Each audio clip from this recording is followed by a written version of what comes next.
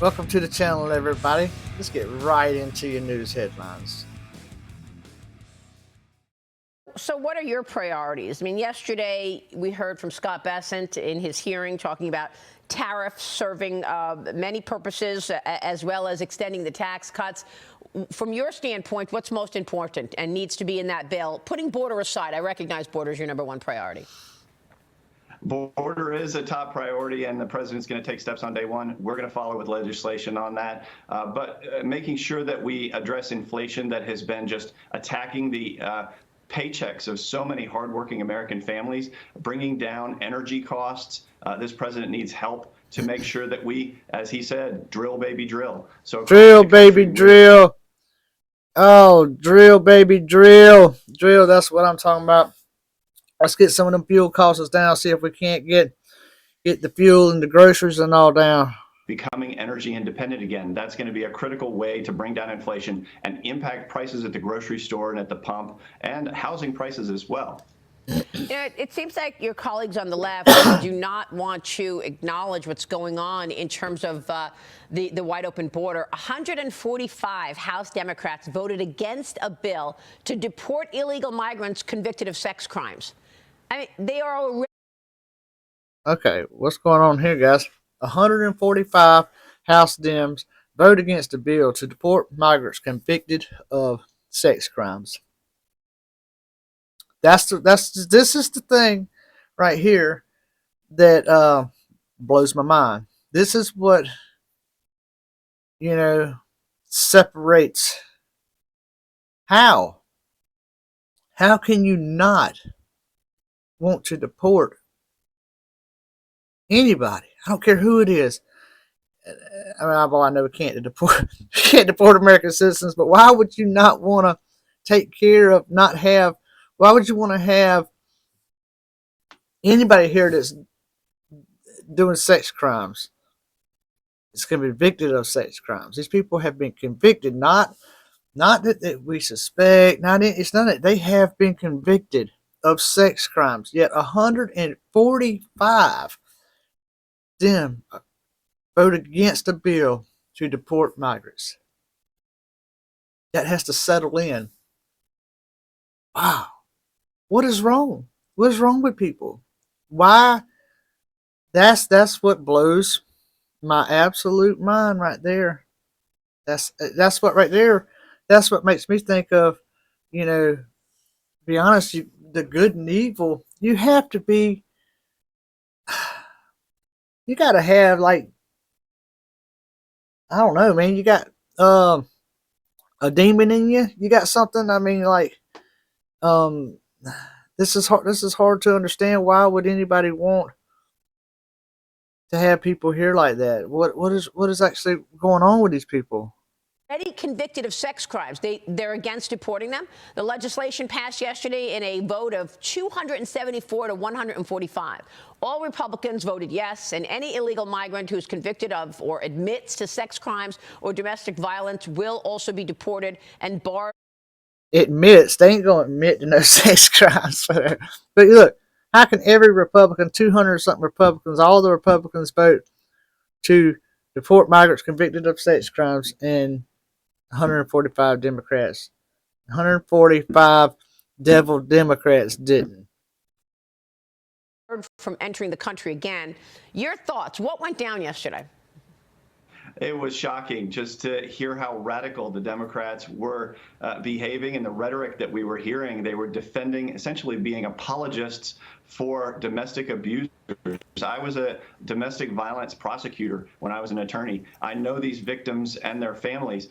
They do not want these abusers to stay where they can continue to abuse, or no, put of course pressure not, on these victims to stay with them. So you need to deport these abusers. You need to make sure that the people in this country are not here illegally. And yes, that includes those who commit domestic acts of violence and violence against women.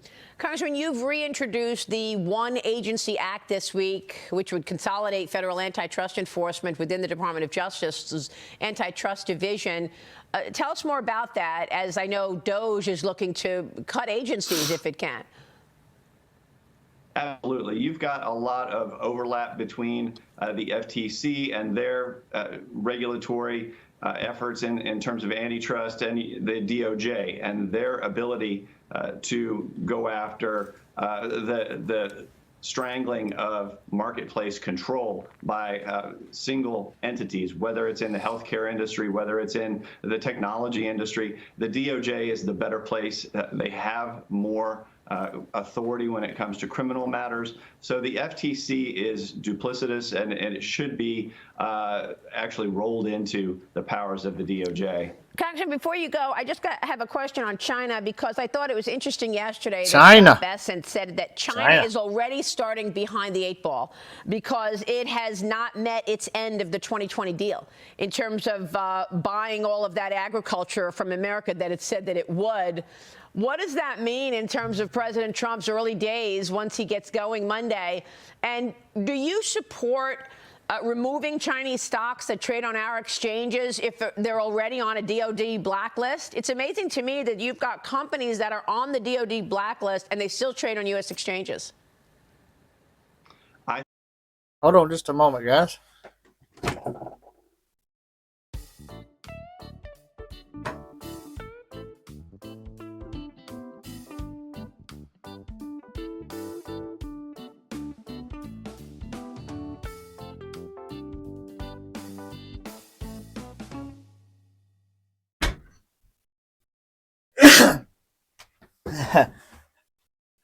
Sorry. I don't know if y'all heard that. I'm have to see if that picked that up, but my whole freaking house started vibrating. I live on a dirt road. I don't know what was going on the road, but it was making a loud rumbling noise, and let's see what that was. Well, I didn't see anything. Weird. This administration, over the last 4 years, you've seen a light touch with China. You've seen an effort to play footsie with the Chinese and allowing them to get away with so much. I think that the Trump administration is going to be a lot tougher. They're going to use tools at their disposal, like this delisting, like the TikTok ban. I don't know how it's going to resolve itself, but I do think TikTok ban. Trump is fully in control when given all the powers at his disposal.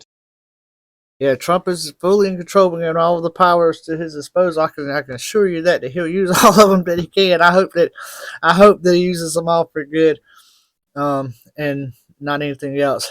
But yeah, I just went blank. Oh, the TikTok thing. You know, I've never been a TikTok fan. I just never went on there, so I don't know a whole lot about TikTok. From what I understand, it seems like a lot of the younger people use it, and they posted a lot of stuff that's crazy, and like, I don't know, gets kids to do stupid, crazy things. I don't know, but I've seen where, you know, a lot of people do make their living on that, just like any platform. I mean, if there's information, I hope they can fix it to where the users can still use it, because at one time I was kind of like, TikTok, who cares? But coming from somebody that, you know, does YouTube and stuff like that, I'd hate for a platform that I was making money on or something, if that was my living, to just go away. That'd be kind of tough situation. To confront the Chinese threat and make sure that we stand up for American interests. All right, we'll be watching your work, absolutely. sir. Thanks so much for being here this morning. All right, guys, well, that's going to do it for this one. I don't really have much more to comment or put in on that than I already have. So I hope you enjoyed the video. Make sure you like, comment, share, subscribe. We'll see you on the next one.